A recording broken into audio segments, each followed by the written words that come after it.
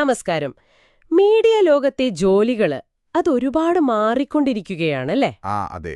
Digital തരംഗങ്ങൾ, പിന്നെ പ്രേക്ഷകരുടെ ഇഷ്ടങ്ങളിലെ മാറ്റങ്ങൾ, പുതിയ ടെക്നോളജികള് ഇതൊക്കെ എപ്പോഴും ഇതിനെ പുതുക്കിക്കൊണ്ടേയിരിക്കുന്നു. ശരിയാണ്.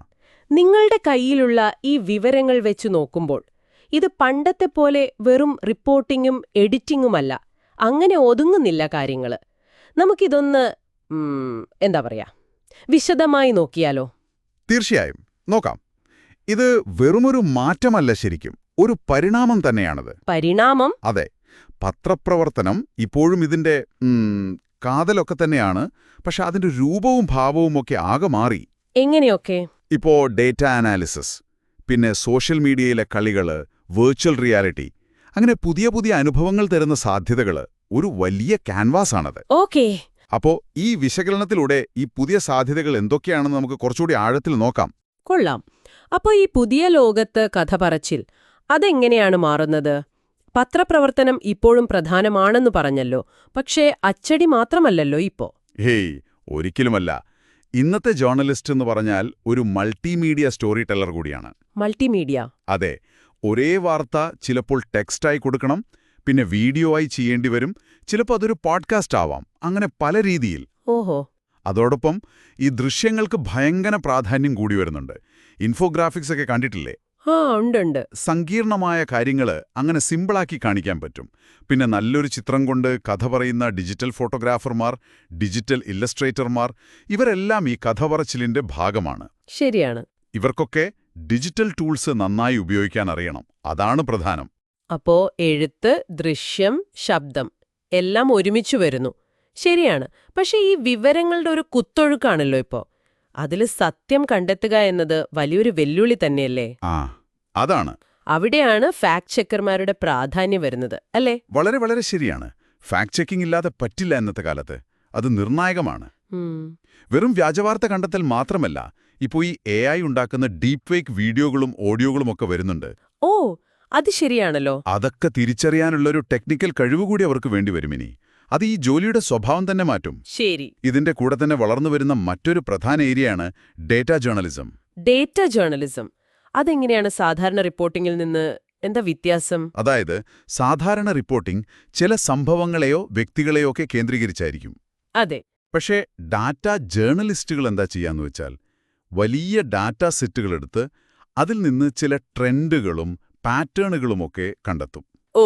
എന്നിട്ട് ആ ഡാറ്റയെ ചാർട്ടുകളും മാപ്പുകളുമൊക്കെയായിട്ട് സാധാരണക്കാർക്ക് പെട്ടെന്ന് മനസ്സിലാവുന്ന രീതിയിൽ അവതരിപ്പിക്കും. കൊള്ളാലോ. ഇതിന് നല്ല അനലിറ്റിക്കൽ സ്കിൽസ് വേണം. പിന്നെ ഡാറ്റ വിഷ്വലൈസേഷൻ ടൂൾസ് ഉണ്ടല്ലോ, അതൊക്കെ നന്നായി ഉപയോഗിക്കാൻ അറിയണം. പിന്നെ ഈ പ്രേക്ഷകരെ കൃത്യമായി മനസ്സിലാക്കി അവർക്ക് വേണ്ട കണ്ടന്റ് എത്തിക്കുന്ന ഓഡിയൻസ് ഡെവലപ്മെന്റ് സ്പെഷ്യലിസ്റ്റുകൾ എന്ന് പറയും.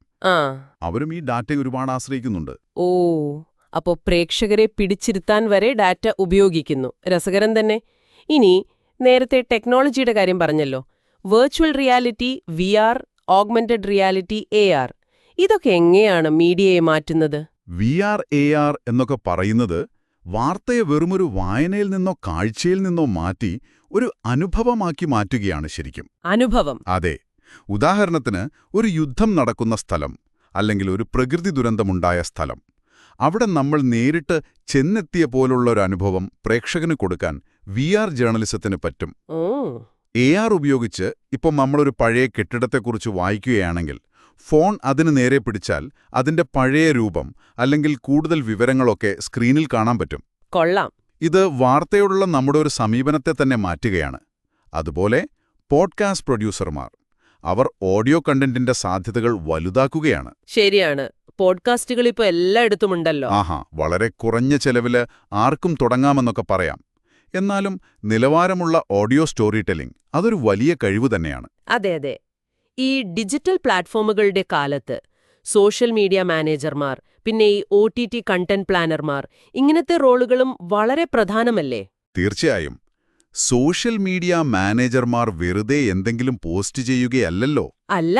ഓരോ പ്ലാറ്റ്ഫോമിന്റെയും, ഇപ്പോ ഇൻസ്റ്റഗ്രാം, യൂട്യൂബ്, ട്വിറ്റർ, ഇതിന്റെയൊക്കെ ഒരു സ്വഭാവം അറിഞ്ഞ് അവിടുത്തെ ഓഡിയൻസുമായി കണക്ട് ചെയ്ത് ക്യാമ്പയിനുകൾ നടത്തി ഒരു ബ്രാൻഡിനെ വളർത്താൻ വേണ്ട തന്ത്രങ്ങളുണ്ടാക്കുന്നവരാണവർ. ഉം SEO പോലുള്ള ടെക്നിക്കുകളൊക്കെ ഉപയോഗിച്ച് കണ്ടന്റ് കൂടുതൽ ആളുകളിലേക്ക് എത്തിക്കാനും നോക്കും. SEO അതെ.